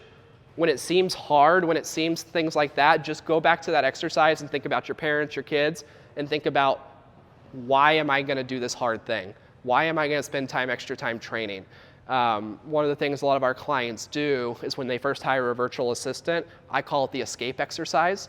You need to go and escape. You need to go rent an Airbnb for 2 or 3 days away from your family and just work with your VA one-on-one, get them trained up, get them things like that. The conversation's really easy with your spouse. It's, hey, honey, I'm about to go away for 3 days to work with my virtual assistant to get leverage so I have more time to spend with you, right? Hey, I'm going to be at work 10, 12 hours this week for the next 10 days, so I have more time to spend with you. So just some thoughts there. That's ultimately why I do what I do, and I appreciate you allowing me to share. Thank you. Yes, thank so you. much. Thank you. Thank you. Justin, we appreciate you so much. Yes, thank you. You're amazing. So thank you. There's a couple other people in this room I want to thank. If you could just stand up when I call your name, who made this possible on a little bit of short notice. Chrissy Menching, please stand up. If you guys don't know Chrissy, you need to know Chrissy. Does anybody here not know Chrissy? Everybody here knows Chrissy? Oh, she doesn't. Chrissy is one of our amazing partner lenders. She's with Prime Lending. I can't say enough amazing things about you. You are always available for our team, but most importantly for our clients. If you need an amazing lender, get her information. Are your cards over there? Stay standing. Michael Rosinski really wants the mic. That's why he came today. Stand up. Michael Rosinski with CERT inspectors. You want to say what you're doing, or you want me to say what you're doing? Okay. So Michael and Scott are two amazing home inspectors in the Hudson Valley. We asked them, do you want to give a promotion of any kind or a coupon code? And Scott said, no, real estate agents don't care about coupon codes. But what he does do, as you see with the pink hat, they're very involved in breast cancer awareness. $50 for every inspection that happens from this room will get donated to breast cancer awareness from Scott and Mike. Kevin Barry's not here, but we'll make Beth stand up for Kevin. Kevin Barry's one of our amazing attorneys. He's here in Poughkeepsie, top freaking notch attorney. If you need a real estate attorney that's going to get you to the closing table, you need to call Kevin. He literally is the deal saver. So thank you to Beth. Beth is our chief heart officer here at our team. She's like our mama bear. Bree, stand up. Stand up. So this girl is the reason you're all sitting here, because if it was for me, I would have not made any of this happen. So the food and Justin and the venue, and it's all because she's like, I'll effing do it. Give me it. So she coordinated all of this. Rob, our videographer, Anthony, Home FX Photography. Who else am I missing? And all you fine people. So this is what we're trying to, you got something? I got one more thing. Yeah. I'm going to do something. Do you mind if I do something? No. Cool. All right. So who in here knows someone that is struggling financially, is willing to share a story? You participated. Who? All right, so one of my buddies, he got into real estate, and he had a really good first year. Okay. And then he had a really good first half of this year, and then he got the itis, right? That we all do when we have a lot of success, right? Love it. We're gonna party and have fun. Yep. But now the not working has really gotten to him. Okay. And he's gotten himself in some tricky situations in terms of over leveraging himself. Okay. Perfect. Painful to watch. Painful to watch. I'll make you a deal. If you can convince people in this room, if you can convince 20 people to give a 30-second testimonial about Lindsay's event, I'll give you $1,000 to pass on to him. Yes. So that's on you. That's on you. Your videographer, cell phones, I don't care, but it has to be done prior to leaving. I want 20 testimonials about her event. If you throw in my name, I would be extra grateful. But So would you make it 2,000? What's that? If he throws in your name a couple times, is it 2,000? How about this? How many people are in this room? 49. 49? Well, Kason just arrived, so 53. Okay. Honestly, he did it to himself. Like, No. You participated with me for some reason. I picked you, and he needs it for some reason. Okay, I'll do this. I'll donate. Here you go. No. 20 testimonials, I'll give 1,000. If we get 40, I will find someone else to give another 1,000 to. It can be 20 seconds. Some of you are going to be scared of camera. It's fine. You just means you don't like donating to people in need. It's fine. Won't judge you at all. I do have the roster, and I know who won't do it, but 20 people, I'll give 1,000 to him. We get another 20, we'll find someone else later to give another 1,000 to. Who else has somebody who needs $1,000? I have a good friend named Bree. She has a child and she's, left the industry, left work Yeah. for taking care of the child. And she's back in school now. She's just finding it really hard to find a job. Okay. And she's really trying. Easy. Cool. So if we can get to 40, I'm going to challenge you guys. Can your videographer take these or no? Oh, hell's yeah. Right in front of that, just feel free to go eat lunch. Just find your way before you go out. You can come up to me. You can come up to Luke. We'll put it on our phones, however you need to find us. He's got even a mic, so that'd be even better. But we get 20, first 1,000 here to get to another 20. No, nope. The first goes to you, because if we want to get to her, I need 40.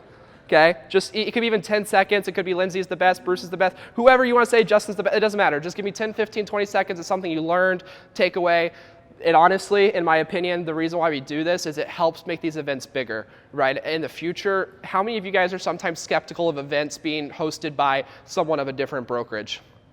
Anybody ever been skeptical of that? You think you're going to come and be pitched for 30 minutes of brokerage? None of that's obviously happening, any of that. So I just want the more testimonials we can get, the bigger these events can be, and the bigger things can go. And I'll add to that because I love video. Yeah. And if you follow me, I am always on video. Yeah. I don't think anybody should be allowed to leave this building because we're going to challenge you to put yourself in a situation that makes you uncomfortable. And that's when we grow, Yeah. right? Nothing grows in comfort zones. Yep. So you want to scale your business, you want to be a better agent, you want to make more money, you want to leverage yourself more, you need to put yourself out there. Stop being a secret agent. Yes. Right? Yep. So before you leave here, we're going to hook you up to a mic, right, Robbie? And we're going to put your beautiful face on video. And I tell my team, I'm like, I'm not doing this for me, I'm doing this to promote you. You are the brand. Build your brand. Put yourself out there. We all know what you look like and sound like. Yep. I got a raspy voice. It's just Yep. the way I was born. What are we going to do? Yep. Love it. And I want to do this more. So if you found value, come back. We'll keep doing it. We'll keep getting our, different things we can learn together. Yeah, absolutely. Awesome. Thank you. And I want to take $2,000 of your dollars. Thank you. Okay.